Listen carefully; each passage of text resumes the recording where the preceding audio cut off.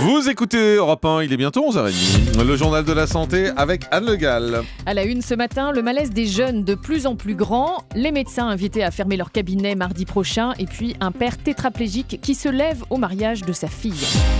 Et tout d'abord donc ce rapport de l'UNICEF qui dénonce un malaise de plus en plus grand chez les jeunes. Le rapport rendu public aujourd'hui dévoile qu'un tiers des enfants et adolescents français sont en souffrance psychologique. Un tableau noir qui est largement accompagné par le développement des réseaux sociaux, indique cette étude de l'UNICEF. Écoutez la pédiatre Catherine Dolto, co-auteure du rapport. Elle répond à Mélanie Taravant. L'esprit d'un enfant est influencé par tout, parce que l'imagination est très grande. Et là, on voit apparaître ce désarroi, cette inquiétude sourde, cette peur, cette angoisse.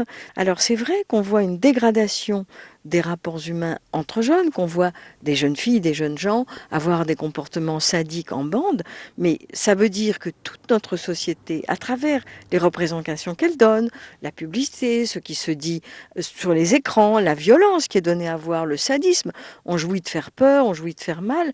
Ben, oui, les jeunes nous renvoient une image du monde que nous leur proposons. Voilà, et du côté des adultes, ce n'est pas toujours plus rose. Malheureusement non, puisqu'un autre rapport dévoilé aujourd'hui pointe le risque élevé de burn-out chez les artisans du bâtiment. 6 patrons sur 10 se sentent stressés et fatigués. François Coulon, correspondant d'Europe 1 dans l'Ouest, a rencontré l'un d'eux. On n'arrive pas à faire face. Personnellement, donc moi je ne me rémunère plus depuis le début de l'année. C'est difficile d'avoir des gens qui n'ont pas de travail. Derrière, il y a des familles, il y a une implication sociale. Et ne pas arriver à faire face, on se pose des questions, quoi. Où est-ce qu'on a échoué? Comment on peut en arriver là? Que vous dit votre médecin? Mon médecin, en fait, ce qui l'intéresse, c'est de me garder en vie, ni plus ni moins, c'est tout. Est-ce que vous en êtes là? Il y a des moments où vous voyez pas d'issue, quoi. Donc, vous dites, à quoi bon, quoi? On lutte contre ça. La Confédération de l'artisanat et des petites entreprises du bâtiment souhaite pour ses professionnels indépendants la mise en place d'un suivi médical similaire à celui de la médecine du travail. Les médecins sont invités à fermer leur cabinet mardi prochain. Oui, il sera sans doute compliqué de prendre rendez-vous mardi prochain, le 30. Les médecins rejoignent les pharmaciens dans un mouvement contre la réforme des professions réglementées et contre le projet de loi santé de Marisol Touraine. Et puis les Suisses veulent-ils d'une assurance maladie à la française? C'est la question qui se pose. Oui, veulent-ils d'une assurance publique unique au lieu des 61 caisses privées qui existent actuellement en Suisse et qui leur remboursent en partie leurs soins médicaux? Cette question leur sera posée dimanche prochain au travers d'une votation fédérale. En Suisse, les cotisations de santé ont augmenté de 125% en 20 ans, d'où cette proposition qui pour l'instant ne fait pas l'unanimité. 54% des Suisses se disent opposés à une sécurité sociale à la française, en rappelant qu'au moins ensuite en Suisse, il n'y a pas de déficit de l'assurance maladie.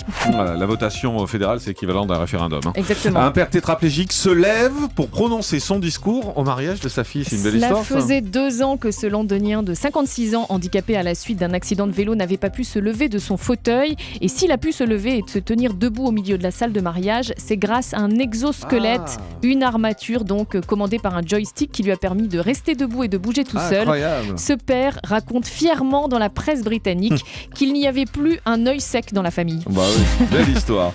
Le chiffre du jour, c'est 1 million. 1 million, c'est le nombre de bébés nés dans des couples Erasmus depuis 25 ans. Le programme européen d'échange universitaire. Chez les étudiants. Là. Oui, ce programme a permis à un étudiant sur 4 de rencontrer un partenaire étranger. Vous avez fait Erasmus, vous? Non, j'aurais bien aimé. Je comprends, oui. Le grand direct des médias, Jean-Marc Morandini.